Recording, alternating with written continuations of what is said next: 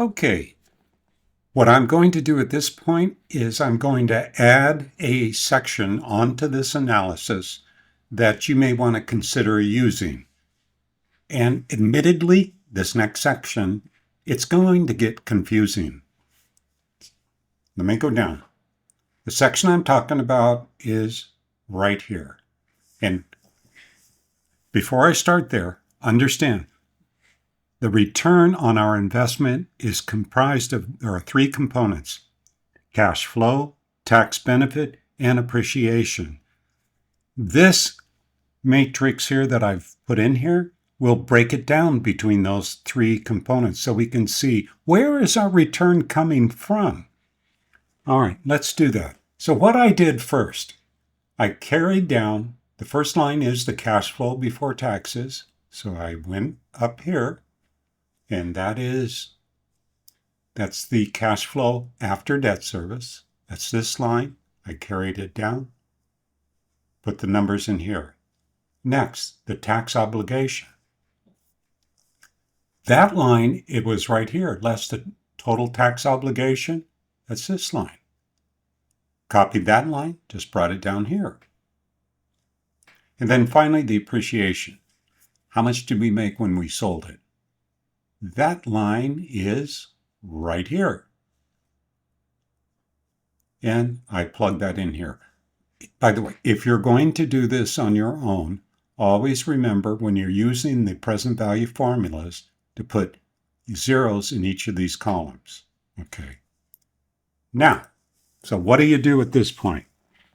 So how much of this return comes from the cash flow? That's what we're after here. So I want to go to the net present value formula.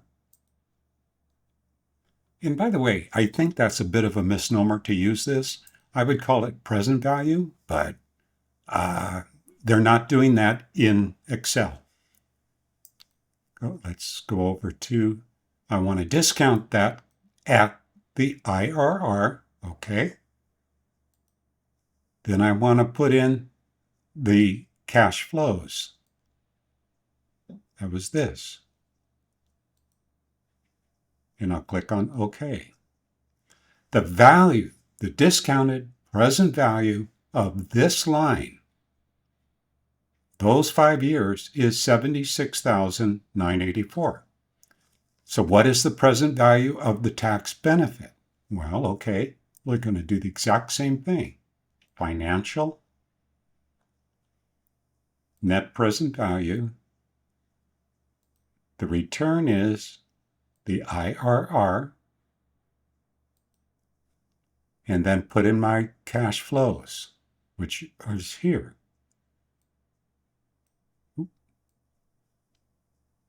There. And that is okay. That's the present value is 32,710. And then finally, I want to do this line, the appreciation. I already carried it down here. Again, I need the net present value. I'm going to discount that at the internal rate of return. Highlight my values.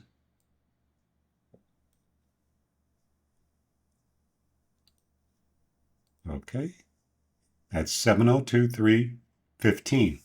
Now, if I have done this correctly, all right, if I total these up, it should equal 746,000. So let me do that.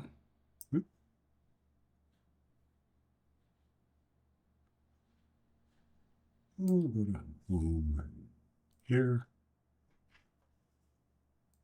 746,589. 746,589.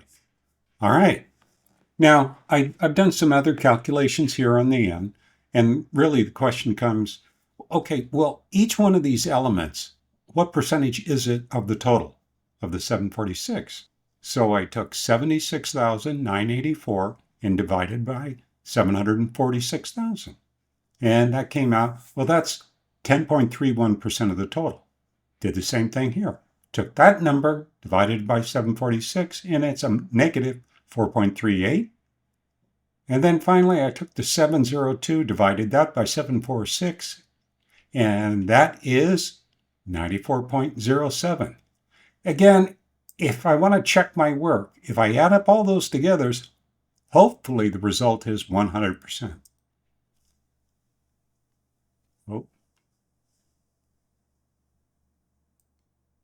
A little drum roll here. 100%.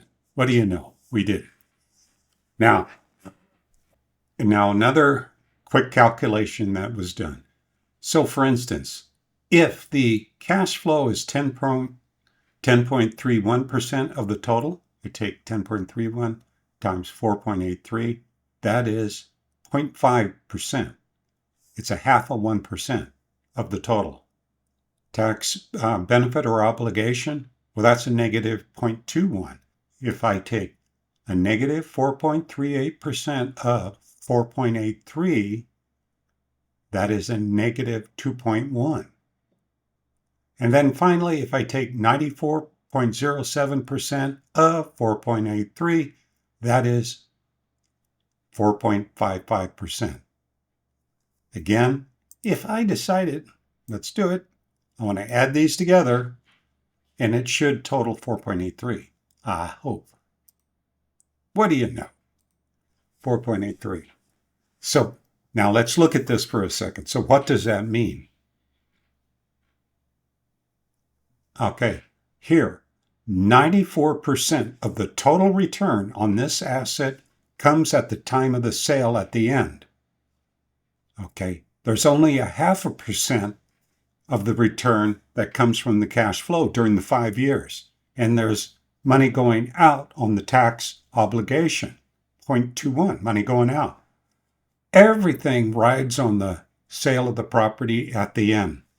A lot of people would say, this is way too risky. There's no return very little return during the holding period. That's what I wanted to show you. That's just one other arrow in your quiver for analyzing real property. And I hope that makes sense to you. Let me know if you have any questions.